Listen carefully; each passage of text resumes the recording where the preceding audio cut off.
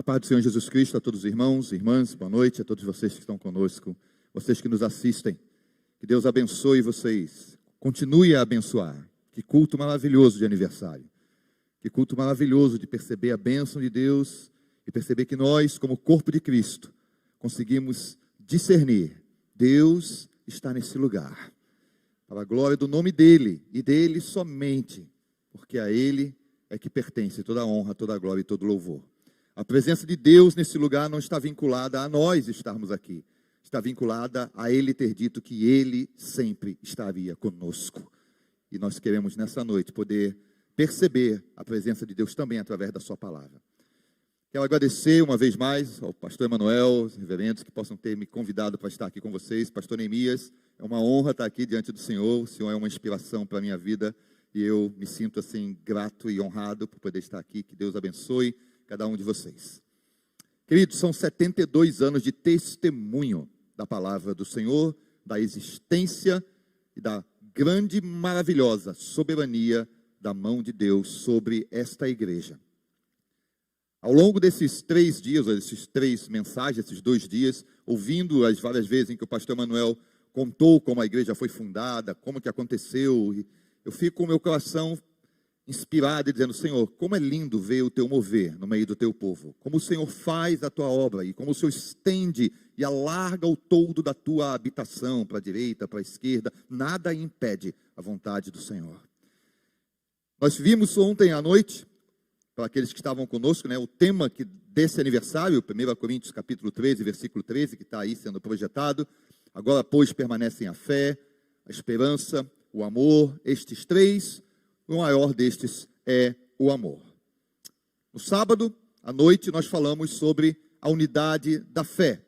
Falamos sobre a diferença entre unidade e união. Falamos sobre a importância da fé subjetiva, aquela que opera milagres, aquela que é a fé salvadora, aquela que é individual, aquela que é exercida no seu relacionamento com Deus, e a fé objetiva, doutrinária, aquela que provoca a unidade do corpo de Cristo quando nós cremos nas mesmas coisas e amadurecemos como corpo de Cristo, deixando de ser crianças e rumando ao alvo de nos tornarmos cada vez mais parecidos com o Senhor, atingindo a estatura de varão perfeito. O apóstolo Paulo, em Efésios capítulo 4, ele diz que isso deve acontecer através do ministério dos apóstolos, profetas, pastores, evangelistas, mestres, até que todos alcancemos essa maturidade e cheguemos à unidade da fé. E no sábado, nós procuramos explicar um pouquinho para os irmãos sobre isso. Hoje pela manhã, nós falamos sobre a nossa esperança. E como é importante que nós tenhamos e mantenhamos dentro dos nossos corações acesa essa chama. A chama de que nós temos uma esperança de vida eterna, a esperança da ressurreição. A palavra elpis, que nós estudamos hoje pela manhã no grego, usado no Novo Testamento, especialmente nas cartas de Paulo, mas também por Pedro e por João, ela adquire esse significado técnico de ser uma esperança vinculada à ressurreição dos mortos. Não é simplesmente uma esperança de qualquer coisa, não é simplesmente esperar alguma coisa que vai acontecer, é a convicção de que aquele que ressuscitou a Jesus dentre os mortos também nos ressuscitará com ele. Nós não precisamos temer a morte e a nossa vida não se limita a esta terra aqui. Nós temos a convicção de vida eterna em Cristo Jesus, nosso Senhor. Hoje à noite nós vamos poder estar falando sobre a terceira das palavras de 1 Coríntios 13, 13. Agora, pois, permanecem a fé, a esperança, e hoje nós vamos estar falando sobre o amor, que revestidos do amor, o vínculo da perfeição. E por que Paulo escolhe essas palavras? Vimos sobre a fé, vimos sobre a esperança, e ele fecha esse hino maravilhoso de 1 Coríntios 13, dizendo: porém, destes o maior é o amor. E por que seria isso? Bom, em primeiro lugar, irmão, nós precisamos nos libertar um pouquinho da percepção humanística de que estamos falando do amor de homem para mulher, daquele amor apaixonado, daquele amor romântico, daquele amor que é tão exaltado midiaticamente, e o amor aqui não tem absolutamente nada a ver com isso. Amor nas Escrituras Sagradas, amor especialmente no Novo Testamento, e amor muito mais especialmente nos lábios de Jesus, significa um compromisso com Deus. E Deus um compromisso conosco. O Senhor Jesus disse: aquele que me ama, me dá flores. Foi isso? Aquele que me ama, faz poesias para mim. Foi isso? Aquele que me ama, o que o Senhor Jesus disse que deve fazer? Guarda a minha palavra. Esse é o que me ama. E nós precisamos resgatar, como cristãos, a visão dos discípulos de Jesus, de que a definição de amor em Cristo é: aquele que me ama guarda a minha palavra, para que nós possamos entender e receber do Espírito Santo o amor, cujo objetivo principal é: vamos viver de acordo com a palavra de Deus, e nisso estaremos amando a Deus e uns aos outros. Então, em primeiro lugar, esse amor, ele é a essência da natureza de Deus.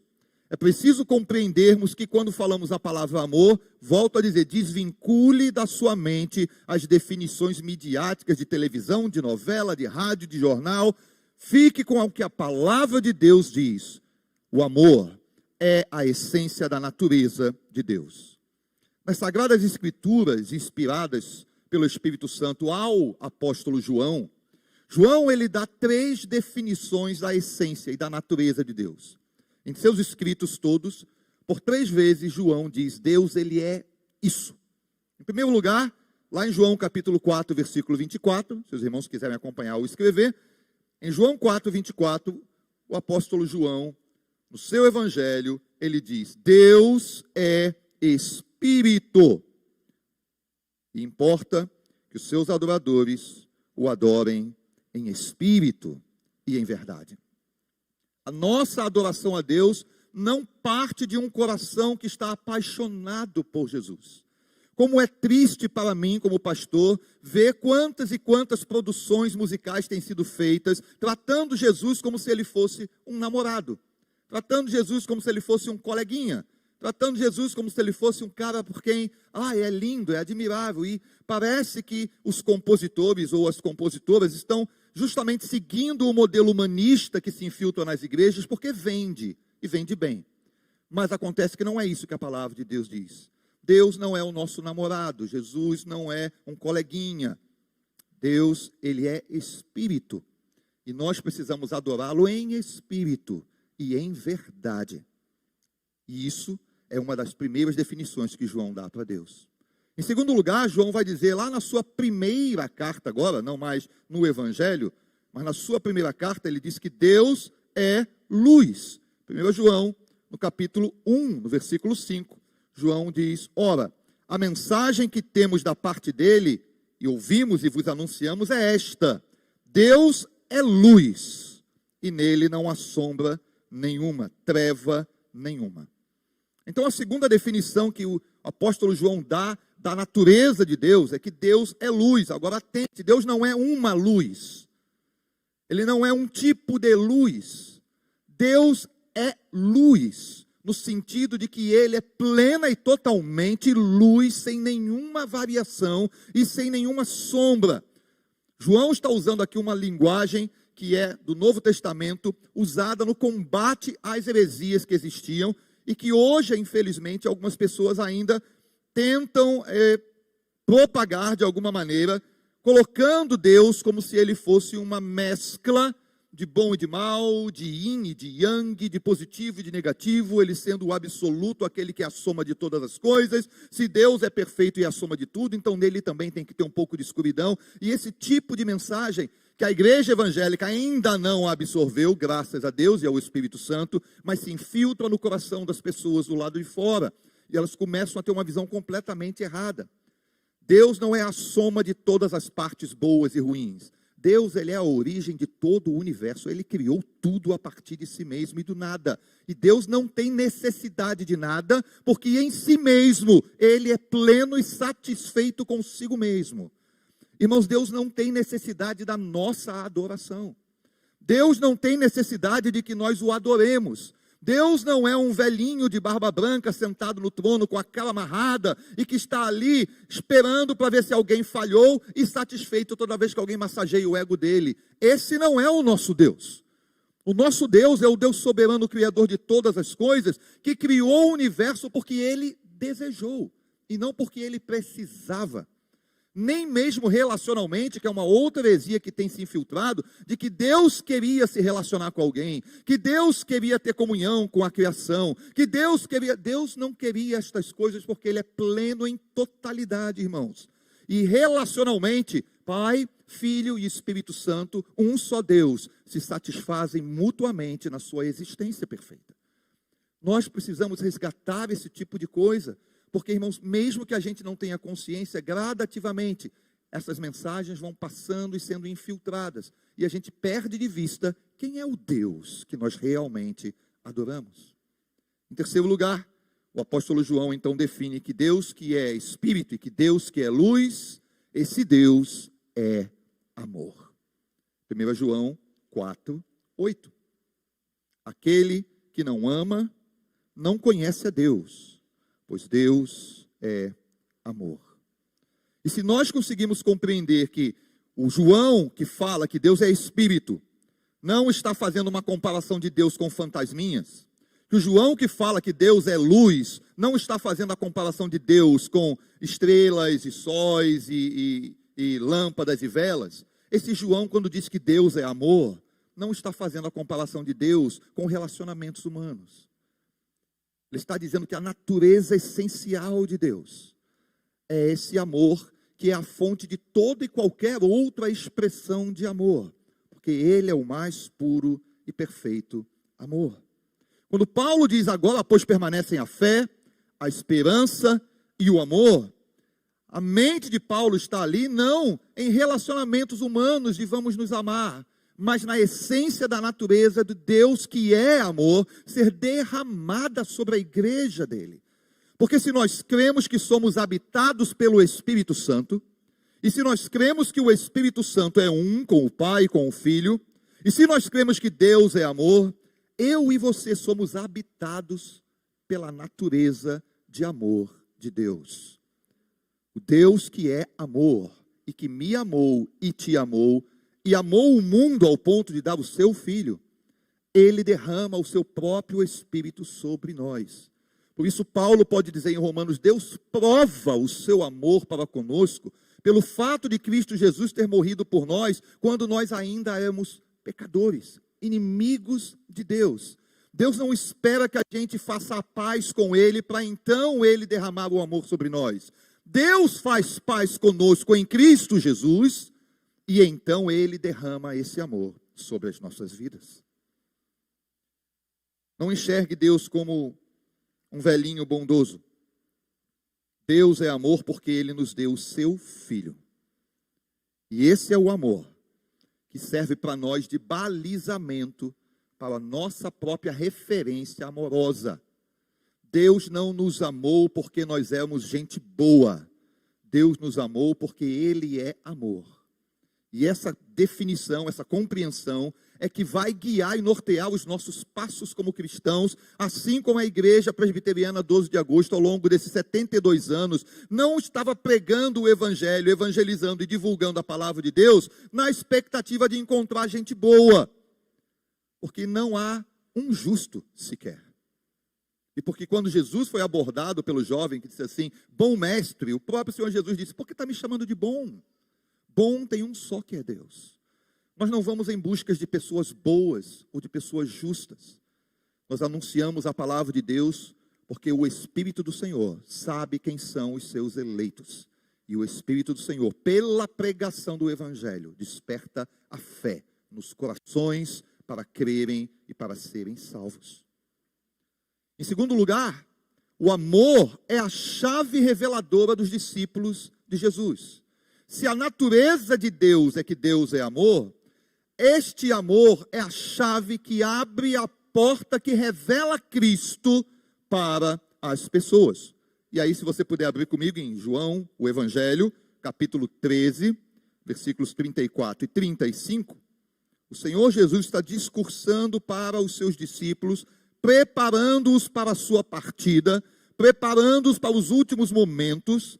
E é nesse capítulo, João 13, versículos 34 e 35, que Jesus, diante daquele grupo de discípulos, ele acabou de lavar os pés dos discípulos. Ele acabou de dar a maior lição de humildade que poderia ser dada. Ele, sendo mestre, ele se ajoelha, ele se cinge de uma toalha e ele lava os pés dos discípulos. E após lavar os pés dos discípulos, Jesus faz o discurso que indica que haveria um traidor entre eles. O impacto nos discípulos nesse momento é de muita tristeza, como assim alguém vai trair? O Senhor acabou de lavar os nossos pés e alguém vai ter coragem de lhe trair.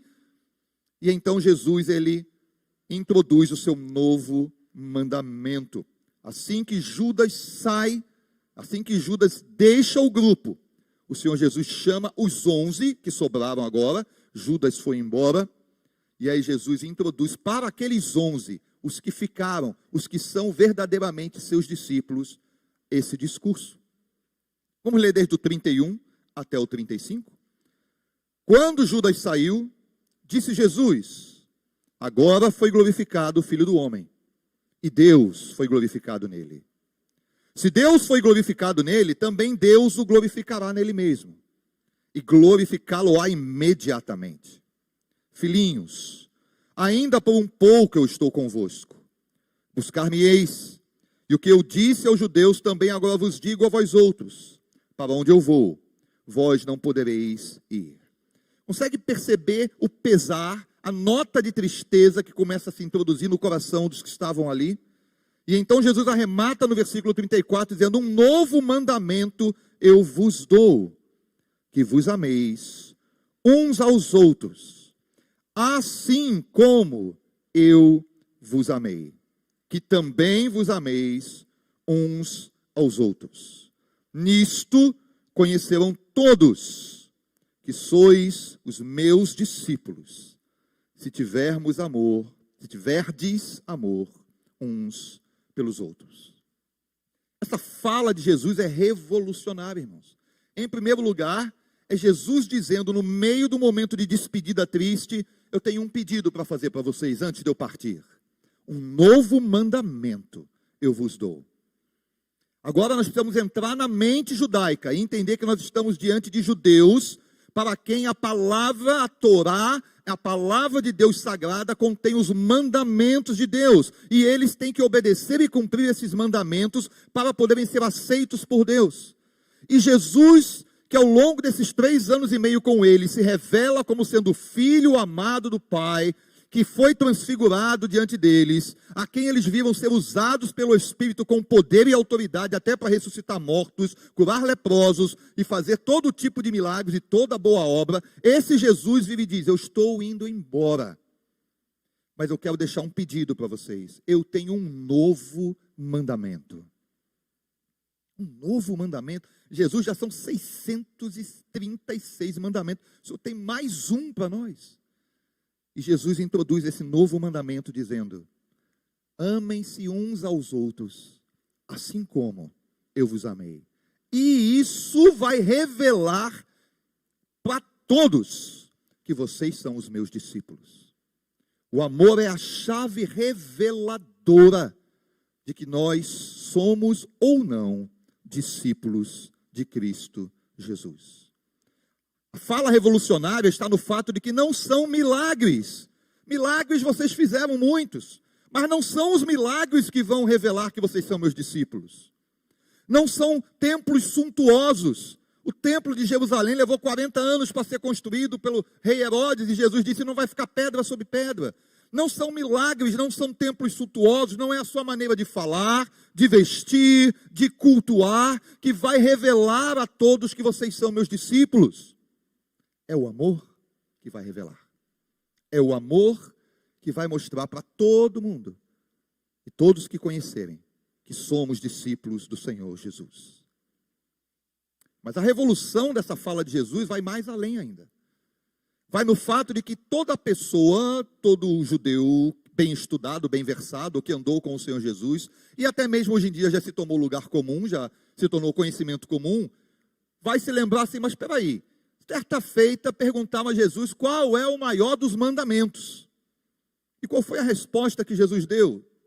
Mateus capítulo 23, versículos 34 a 40, se você puder abrir e acompanhar. Mateus capítulo 23, versículos de 34 a 40, Jesus foi perguntado qual é o maior dos mandamentos. Mateus 23, de 34 a 40. Ups, acho que eu estou com a referência errada aqui. 22, né? 22? 22, perdão. Entretanto, os fariseus, sabendo que ele fizera calar os saduceus, reuniram-se em conselho. Só para explicar para os irmãos, havia duas facções de líderes religiosos em Jerusalém: os fariseus e os saduceus. Uns pertenciam à classe da elite sacerdotal, os outros eram uma classe mais popular, porém mais mais dominadora, mais rígida. Uns não acreditavam na ressurreição dos mortos, nem em anjos, os outros acreditavam na ressurreição dos mortos e anjos, e eram duas classes de religiosos que viviam em conflito entre si. E aí Jesus fez os saduceus se calarem, os fariseus se reuniram em conselho, e um deles, versículo 35, intérprete da lei, experimentando Jesus, lhe perguntou: Mestre, qual é o grande mandamento da lei? Respondeu-lhe Jesus: amarás o Senhor teu Deus de todo o teu coração, de toda a tua alma e de todo o teu entendimento. Este é o grande e primeiro mandamento. O segundo, semelhante a este, é: amarás o teu próximo como a ti mesmo. Destes dois mandamentos dependem toda a lei e os profetas. E se tornou um lugar comum dizer assim agora. As pessoas, costumam falar: olha, como você vai amar o seu próximo se você não ama a si mesmo?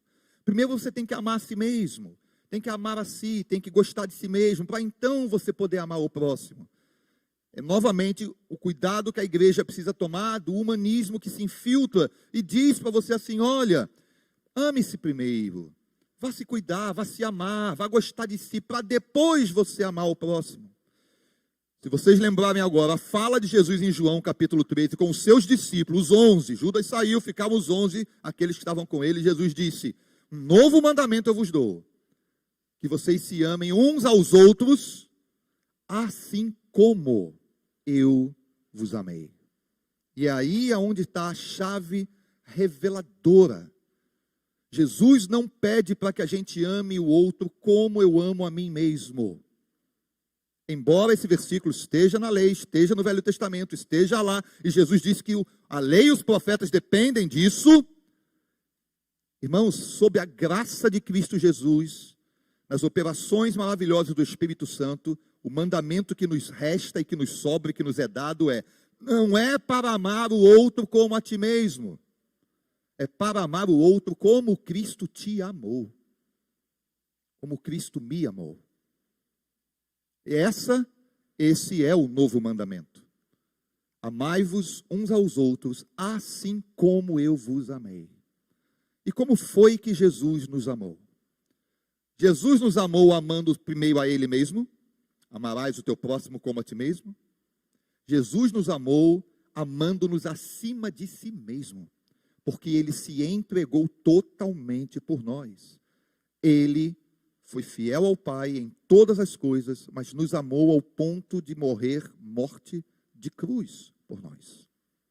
Jesus nos amou porque Ele via a glória que estava reservada para Ele. A glória que não é a glória de ser Deus, porque Deus Ele era antes da cruz. A glória que estava reservada para Cristo era ser Cristo formado em cada um de nós que Ele amou. Era Cristo ser glorificado em cada um de nós. Era você, eu e cada um daqueles que Deus chamar, poder revelar glória para o Senhor Jesus na sua vida. E quando nós nos amamos uns aos outros, nós devemos nos amar como Ele nos amou. Com total entrega, com total devoção e com o total desejo de que o outro seja alcançado por mim. Quando o apóstolo Paulo escreve: ora, aquele que não poupou o seu próprio filho, antes por amor de nós o entregou, como não nos dará juntamente com ele todas as coisas? É esse tipo e esse nível de amor que nós precisamos estar preparados para vivenciar no corpo de Cristo, na igreja do Senhor. Nos dar pelo outro, nos dar para que o outro cresça, nos dar para que o outro brilhe, nos dar para que o outro seja engrandecido e glorificado. Porque Cristo vai ser engrandecido e glorificado no outro, quando a gente puder fazer esse tipo de coisa, ou se dispuser a fazer isso. Não basta amar como a mim mesmo. Volto a dizer, o mandamento do Senhor Jesus é amar como Ele nos amou. E o mundo necessita urgentemente enxergar Jesus nesse testemunho de amor entre aqueles que dizem que são discípulos dele. Eu e você e cada um de nós que dizemos, eu sou discípulo do Senhor, precisamos revelar esse discipulado à medida em que nós nos amamos uns aos outros e andamos nos passos do Senhor Jesus. Pode parecer, talvez, para nós, irmãos, um pouco utópico falar, pastor, mas isso é complicado demais. Não, não é. É porque a gente talvez começou a afrouxar tanto que perdeu de vista que nós somos capacitados no amor pelo Espírito Santo de Deus em nossos corações. De mim mesmo, de nós mesmos, não seríamos capazes de amar. Mas o Espírito derramado em nós, esse Espírito é que coloca o amor de Deus em nossos corações. Um dos pais da igreja do século II, Tertuliano, ele testemunha no seu escrito Apologias 39, que os pagãos, aqueles que não conheciam ainda o Evangelho quando começou a ser propagado, eles exclamavam admirados sobre os cristãos. Veja como eles se amam, como é possível? Porque era algo totalmente desconhecido para a Ásia, para Roma, para aquela região. Como é possível que essa pessoa que é dono desse escravo, esse escravo que é um nada, é um objeto que tem, o dono tem direito de vida e morte, mas os dois dizem que são irmãos, os dois dizem que são irmãos em Cristo e eles se amam. Como é possível que um Filemão e um Onésimo, um escravo fujão, que um dia até deu prejuízo ao seu patrão, volte para casa com uma carta que diz assim, olha, ele era inútil para você, mas agora ele é útil, e ele agora é teu irmão em Cristo Jesus. Esse é o nível de amor com que nós devemos nos amar, irmãos. É o nível de amor aonde você tem que estar preparado, e eu tenho que estar preparado para encontrar nas mesmas fileiras da igreja, sentado no banco ao meu lado, aquele rapaz que fez bullying com você na escola, aquela pessoa que lhe abusou, aquela pessoa que lhe bateu, aquela pessoa que trapaceou, aquela pessoa que passou a perna na sua vida, mas ele se converteu, mas ele foi encontrado por Cristo, e ele se entregou a Cristo, e hoje senta ao seu lado no banco, não é para olhar atravessado, não é para desconfiar se ele é ou não é para dizer, Senhor, eu não sou melhor do que ele nunca fui, nós todos somos objetos do teu grande amor, e eu preciso amá-lo assim como o Senhor me amou. O amor é o documento de identidade de quem é realmente discípulo de Cristo. É como se Jesus dissesse assim, olha, quando chegar no céu, vocês vão ter que mostrar a identidade lá, para mostrar, e a identidade não vai ser a carteirinha da 12 de agosto, da Batista Betel, ou de qualquer outra denominação. A carteirinha que a gente vai mostrar lá é a identidade. Discípulo de Jesus amou como ele também foi amado por mim. Isso está escrito em 1 João, capítulo 4, versículo de 9 a 11. Para os irmãos não acharem que o pastor está inventando. 1 João, capítulo 4, versículo de 9 a 11, diz assim, nisso se manifestou o amor de Deus em nós. Em Deus haver enviado o seu Filho unigênito ao mundo, para vivermos por meio dele. Nisto consiste o amor, não em que nós tenhamos amado a Deus, mas em que ele nos amou e enviou o seu Filho como propiciação pelos nossos pecados. Amados, se Deus de tal maneira nos amou, nós também devemos amar uns aos outros. Mas em terceiro e último lugar, irmãos, o amor que Paulo elege para colocar como sendo o maior destes todos no final do hino de Coríntios, é que o amor é o vínculo da perfeição. Eu não sei se vocês estão conseguindo ver aí mais ou menos a projeção que tem aqui. É uma praia na Flórida, no dia 14 de julho de 2019. Um casal estava com seus filhos nadando ali na praia na Flórida. quando a mãe percebeu que as duas crianças foram arrastadas por uma corrente submarina, passou e arrastou as crianças, e ela, desesperada, mergulhou atrás dos filhos e foi arrastada. O marido, ao ver aquilo, ele ficou sem saber o que eu faço, e ele foi também tentar segurar a mãe, e a corrente começou a arrastá-la.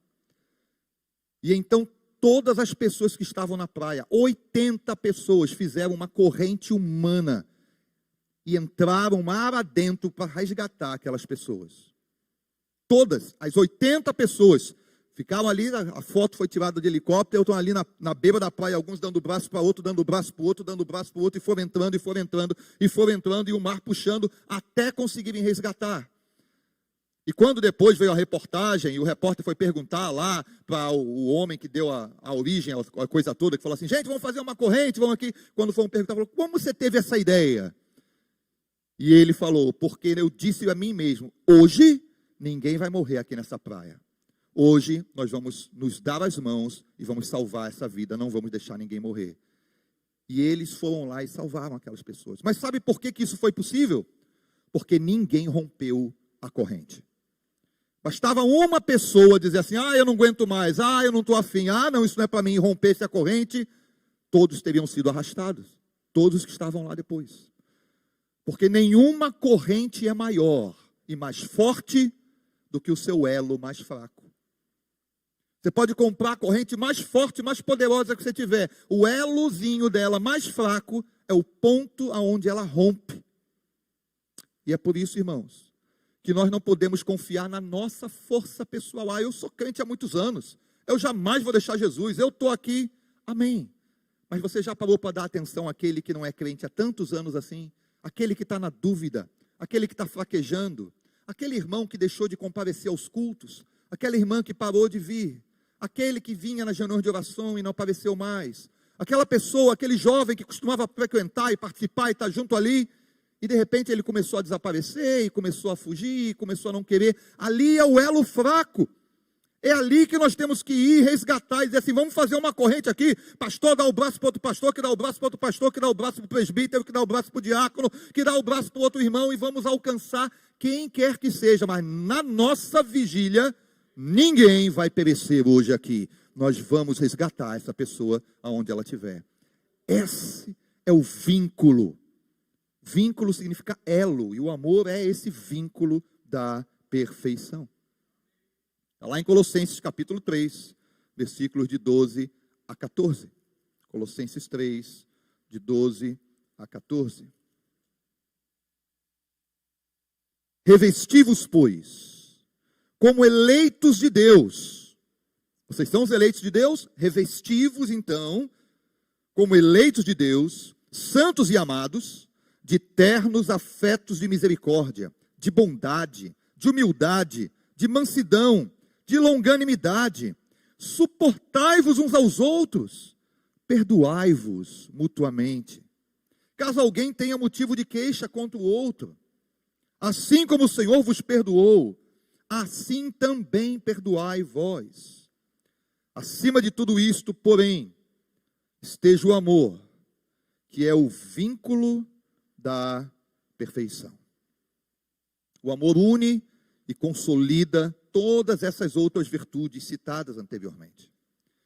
João Calvino, quando ele estava analisando esse texto e comentando sobre esse texto, ele diz assim, Paulo aqui não está argumentando sobre a maneira pela qual os homens são aperfeiçoados aos olhos de Deus. Paulo não está falando sobre como que a perfeição vai chegar, mas sobre a maneira pela qual eles podem viver aperfeiçoados entre si. O aperfeiçoamento que vem de Deus, o Espírito Santo dá. Mas nós podemos sim transformar as nossas relações intereclesiásticas, as relações dentro da igreja. Nós podemos transformar essas relações em mais do que a paz do Senhor, meu irmão, a paz do Senhor, amém, amém, a paz, tchau, oi, bênção, te vi. Oi.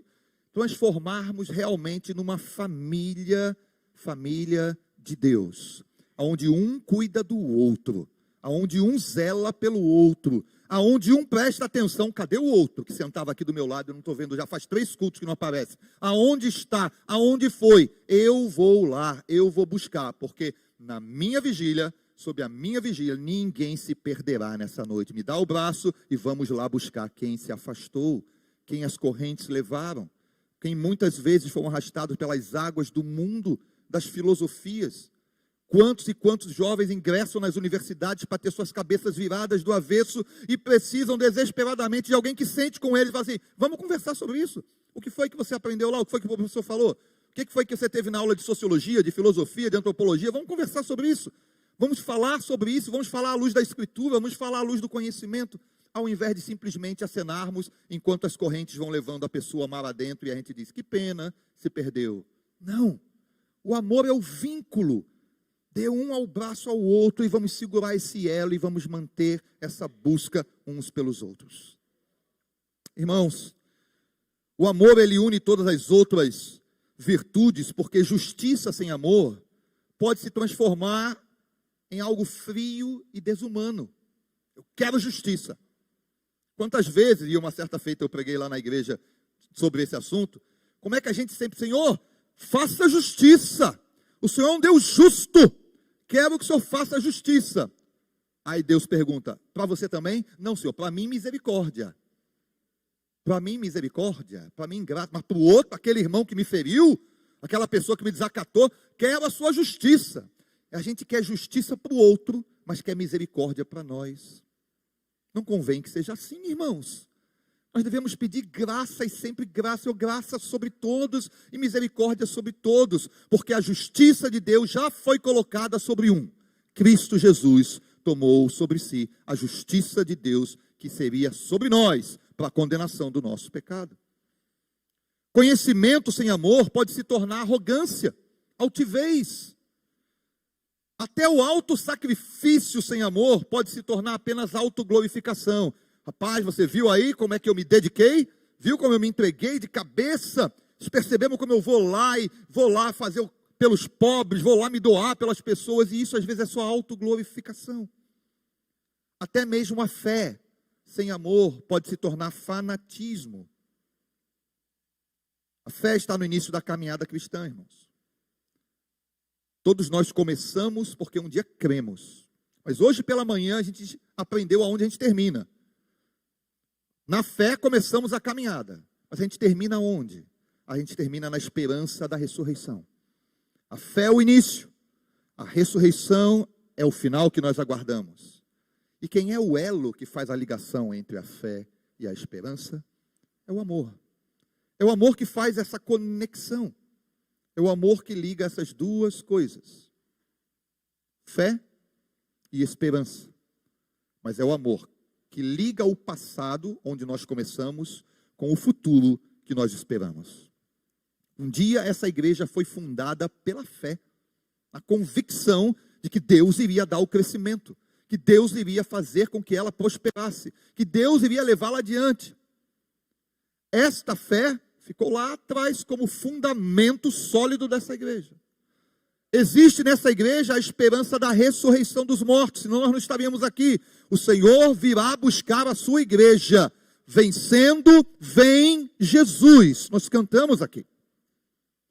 Mas o que vai fazer a ligação com os fundadores do passado e aqueles que ainda estiverem aqui no dia em que o Senhor chamar a sua igreja para estar com Ele nos ares, é o amor, que é o elo que vai ligar toda essa história ao longo dos anos, geração após geração, após geração, após geração.